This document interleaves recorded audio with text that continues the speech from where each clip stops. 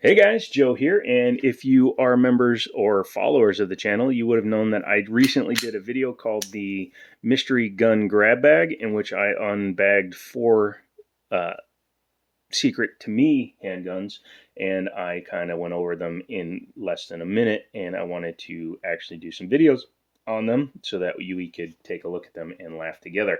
So anyways, this is one of them. I'm only doing 3 of them because the FM high power, there is a video on the channel and it's only a couple of months old, so go check that out. But this is the Canik TP9 Elite Combat.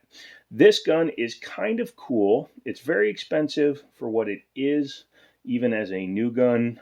This one is a used one from Liberty Arms. Make sure to check them out. Liberty Arms down in Harrisonburg, Virginia. I can't link them, but you can always Google them. But yeah, it's pretty interesting. I thought we'd take a look at it. I don't have the box. He just grabbed the guns and put them in here. But if you've ever seen a Canik comes in a hard case. It comes with a holster, usually a Kydex. Comes with a spare mag. The mag well is already installed on this particular gun. Comes with your rear sight on a plate that is normally installed on the gun. Has a fiber optic front because of what this gun is, but it also comes with all your tools and stuff. The Combat Elite is an interesting style gun because it takes basically a full-size TP9 top and puts a 15-round body on it. Typically, these are 17 and 18-round guns, up to 20 rounds if you get a SFX, but this one is typically going to be a 15-rounder, which is kind of cool because it allows it to have a Glock 19 size grip on it. It's not my favorite. I prefer a longer grip. I don't really care about printing. I carry inside the waistband, and I usually wear a hoodie.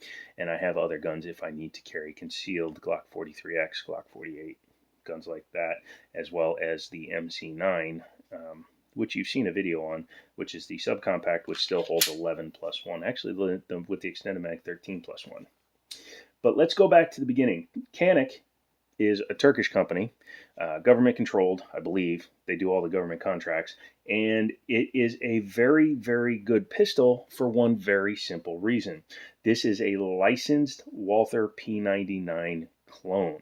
Now, this one has the upgraded parts. We'll talk about that as we get into it, but Walther, we'll call it Walther.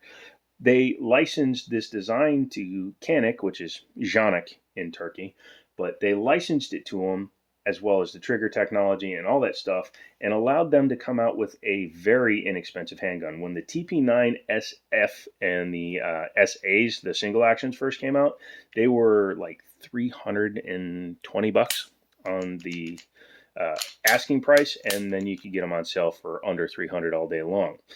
COVID changed all that. They've become much more expensive, but not extremely too much expensive. The new version, the Mate, however you prefer to say the new one, you can get an SF in that for like under $400. So still an incredible value, and by far the best striker fired trigger on the market. And in this Combat Elite, it's even nicer because the trigger safety is even smoother, but the standard TP9 and the Meta have the best striker fired trigger. Don't care who you are. However, the best striker fired trigger will never compete with a 1911 style trigger.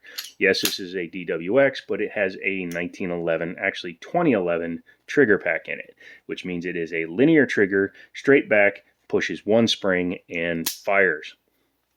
However, that being said, that guy is close in terms of quality. For the single action, the reset is pretty much instantaneous and beautiful. We will talk a little bit more about the trigger pull in a minute.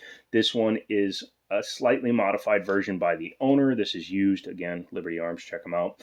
Has a Burst Fast Fire 3 on it. Yep, the 3, and a Salient Arms barrel on it. And it has an extremely tight threaded barrel, and I don't have the right tool for taking that off, and I don't want to mar the finish. So when we take it apart, I won't be taking the barrel out.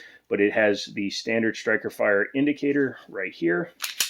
So when the striker is charged, it will show there. If the chamber is loaded while it's armed, the TP9s have the loaded chamber indicator, which pops up.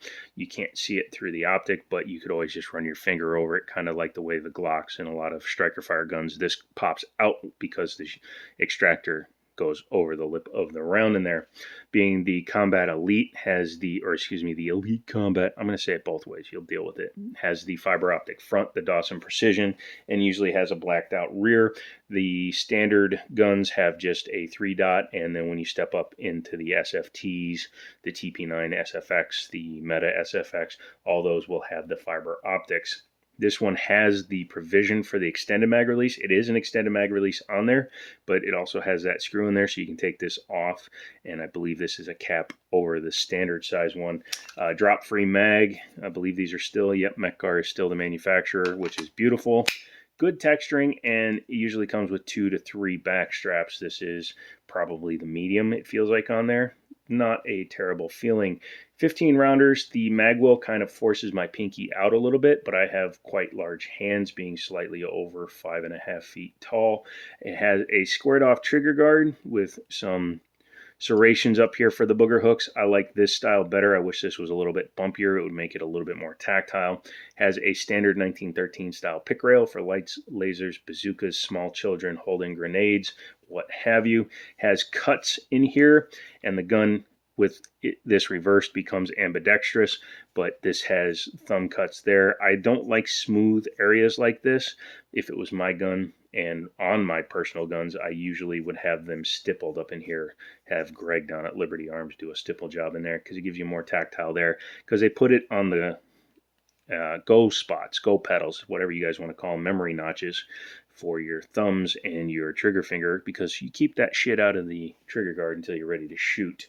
Being the slightly upgraded gun, it has the long slide lock slide release on it, and it is ambidextrous. Early TP9s were single-sided only. Has a much better takedown for the slide, which we will see when we take it apart.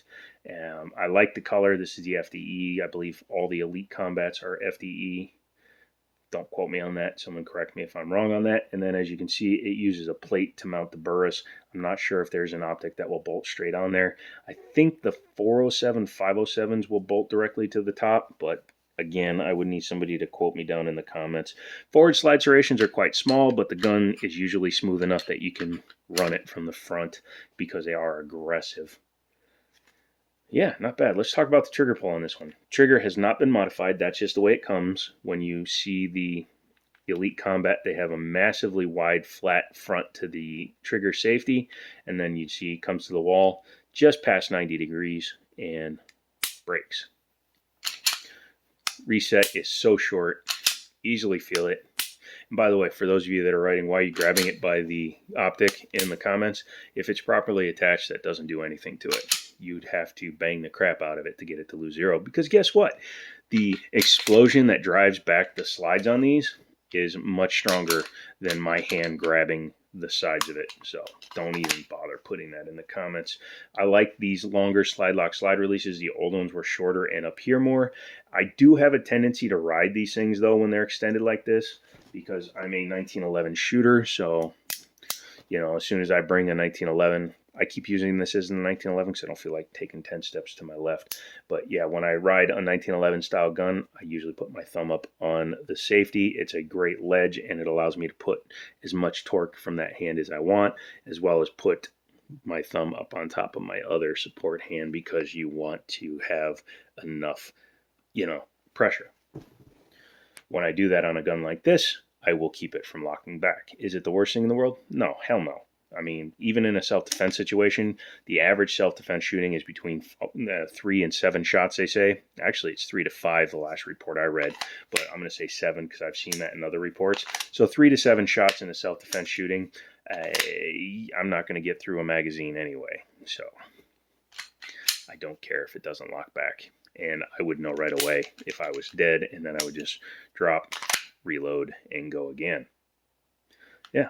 All right, so what do you say we take it apart? So I've been showing dry firing, all that stuff, but as you can see, it is clear. I like these better than the Glocks, even though it is very similar style to the takedown. This being the TP9 style, you do have to just pull it off like that. The original TP9s would actually slide off the whole front, but this has the Meta style lowers on them now, because if you look at the Mete, whatever you want to say, they all have the new style where it just kind of sits and then locks in. Again, you just bring it back, pull the trigger, push it, and it just lifts straight off, 5.7 style.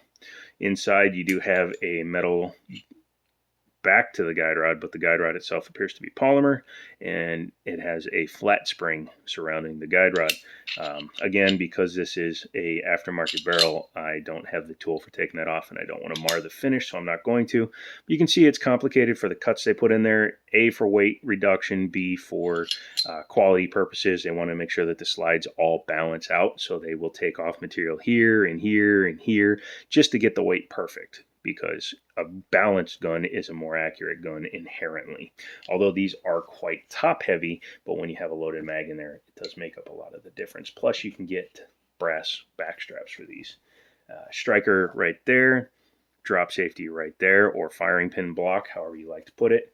And then inside here you can see it's a 2-pin trigger pack, so you take that out. That one I believe just holds the lock. Nope, that holds part of the trigger group in there. But yeah, you do that, and then you can eventually take it all out. It is serialized back here, so technically that is separable. I believe when you take out the rear pack, it will actually take that with it. But it's not a chassis system, so it's not an easy thing. You have to either know what you're doing or take it into a gunsmith to do it.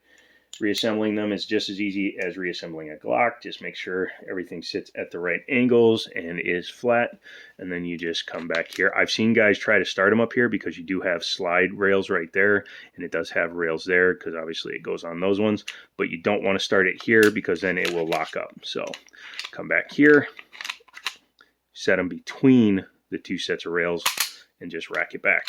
Once you've done that, your gun's back in function. So there you go. That is a TP9 Elite Combat. Pretty nice gun. One of the 3 I'm going to be reviewing here this week.